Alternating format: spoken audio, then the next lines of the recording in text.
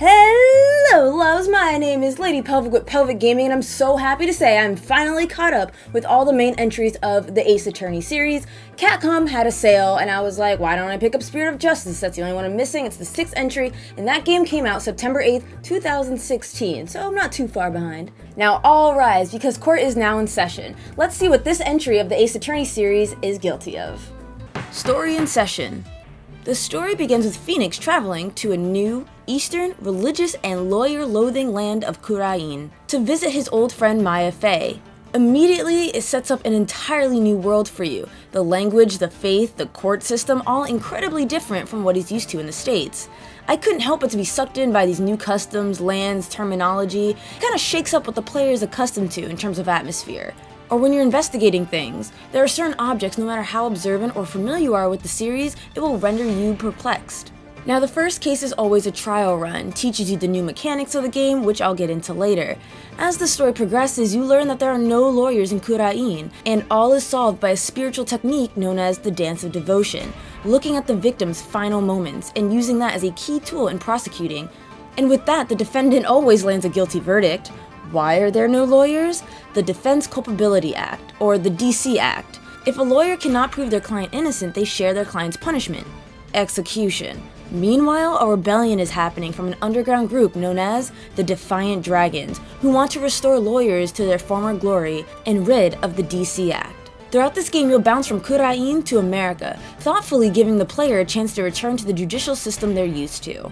At first, I was bummed out by this. You bring me to this new and intriguing land, only to rip it away and bring me back to the States, where you play as Apollo and Athena, Phoenix's employees. But it actually ended up helping the pacing of the game. It was a nice breather instead of having this new land of Kurain being crammed down your throat. Some other noteworthy bits about this game are the writings and characters, and I didn't find the writing to be as comical as it usually was. Still solid though. But I think that had to do with the new international prosecutor, Saramahi Namayuta, who is a monk from Kurain. In my opinion, a huge part of the Ace Attorney series is the prosecutor. The Ace Attorney trilogy gave us amazingly aggressive prosecutors. Then the 4th game gave us a laid-back one, 5th game gave us Blackwell, who was alright. He's no Edgeworth, the very first prosecutor, but he had some enmity. Then we had Sanmahi, who's entirely too zen. His arguments are weak, and frankly, I didn't feel threatened by him. And because he's from the hyper-religious town of Kurain, many of his tempting, menacing resorts were him speaking of what level of hell you'll be sent to. Or as a lawyer, you automatically have a putrid soul, and how dare you speak against him and the Holy Mother, which is pretty much who the Kurainese worship. Even his intimidation animations were lacking, because frankly, he didn't have many zinger lines that called for it. He's honestly the worst prosecutor to date, but this game also has one of the best prosecutors in the series. That said, this game does without a doubt have some of the best character growth, especially if you've been with the series from day one, more specifically on Apollo Justice. This entry got pretty emotional. I want to just lightly touch on some of the stories in Phoenix Wright Spirit of Justice. I enjoyed all the turnabouts except for one, which in most Ace Attorney games, that seems to be the case. Get it? Because in Ace Attorney, you're solving cases? Okay, cool, I'm gonna pretend like you got that. Most had fun characters with punny names, but still pale in comparison to the trilogy. The stories woven into each case were pretty good, had solid motivations, fun reveals, and interesting ways of committing murder. And the last case is fucking bananas. Lengthy, weekly pace, but wraps up the game so nice. Also, I would highly recommend the DLC case, Turnabout Time Traveling Bride. Predictable, but very touching. Speaking of predictable plot and story characters, yes, that seems to be something that every Ace Attorney entry has suffered from. After playing all the main entries of the Ace Attorney series, I've come to understand it's about convincing those around you that this guy is the murderer, that this guy is the villain. Yes, you see the truth, but you have to convince those around you, and specifically the judge, to see it too. Another bullet point to make for the writing of Ace Attorney has progressively gotten easier. Not only by implementing an efficient interface, but the writing seems to lead the player with key lines like, I should press him for more information, or I think I investigated enough here, which admittedly I kind of like. Oftentimes you wonder if your head's at the right place, so it's nice that it leads you in the right direction without spelling it out for you. The reason why this is a plus in the Ace Attorney series, it can be a bit of a time sink if you get stumped. This helps alleviate that. And lastly, they finally added a chapter select, making it easier to relive your favorite moments. Honestly, that was long overdue. Gameplay and session. If you played Dual Destinies, well, not much has changed. If you're new to the series, it's a visual novel where you investigate a crime scene, collect evidence, and cross-examine witnesses. So going step by step, collecting evidence is as easy as pointing to objects that look suspicious. If it's important enough, it will be submitted into your evidence. Some places you can view from different angles and uncover new things. You talk to people, collect their statements, or present things which may trigger new dialogue. Sometimes there are little fun mini-games like uncovering fingerprints or observing evidence in 3D. Don't worry about missing anything. You won't be able to enter the next phase, the trial, until you uncovered everything the investigation scene has to offer. The trial is where you cross-examine a witness's testimony, you could press vague statements perhaps to unlock a new statement, and/or you could present evidence. The goal of cross-examining witnesses is to match evidence to a contradictory statement, slowly breaking their testimony to reveal the truth of the situation. As the defense, you want that not guilty verdict. Also, depending on who you're playing as, you get fun little mini-games, is what I'm gonna call them. Phoenix Wright has a magmatama that unlocks the secrets to people's heart.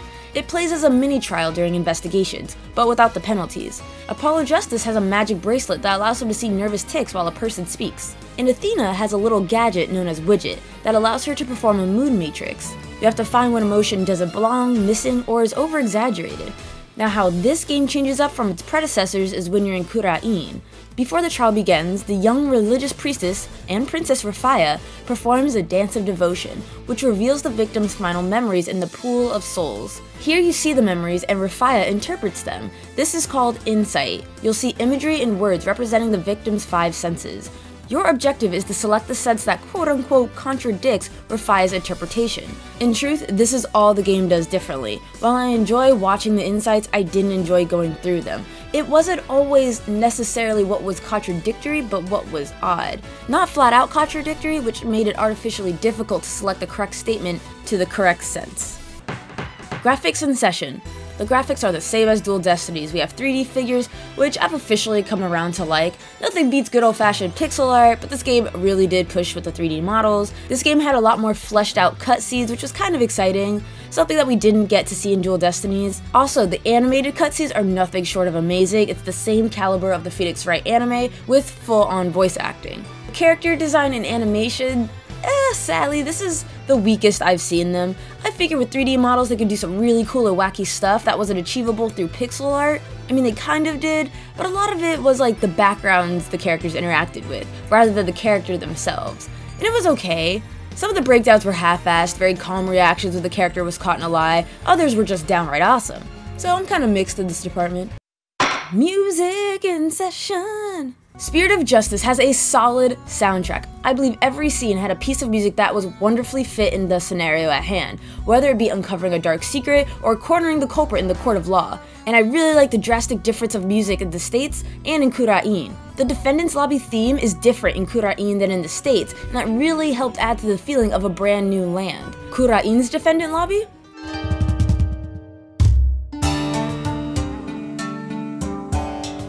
State's defendant lobby.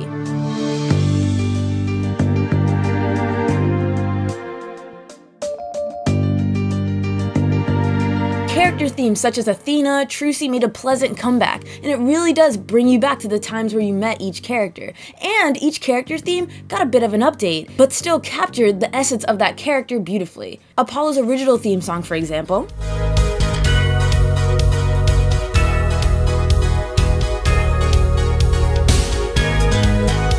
Now the updated theme.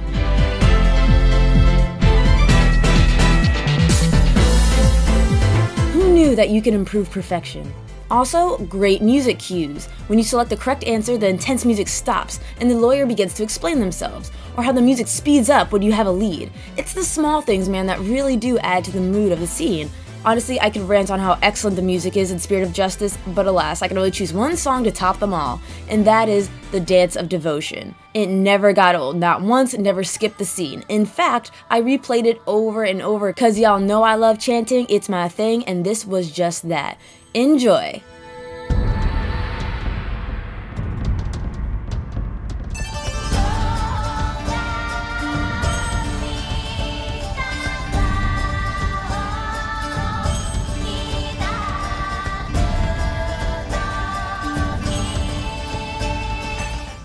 Phoenix Wright, Spirit of Justice gets an 8 out of 10. I definitely think is the better 3D model, newish Phoenix Wright games. Phoenix Wright, Spirit of Justice is guilty of having a great overarching story, memorable and probably reoccurring main characters, great at stacking different lawyers' gameplays, exceptional character growth, and a great true main antagonist. On the downside, this main prosecutor sucked, and I just need an Ace Attorney game where every case is engrossing. You know, there's always that one where it's like, oh my god, can it end? I'm done with this. Even the final case, while it was lengthy and it just seemed to never end, it wrapped up so nicely.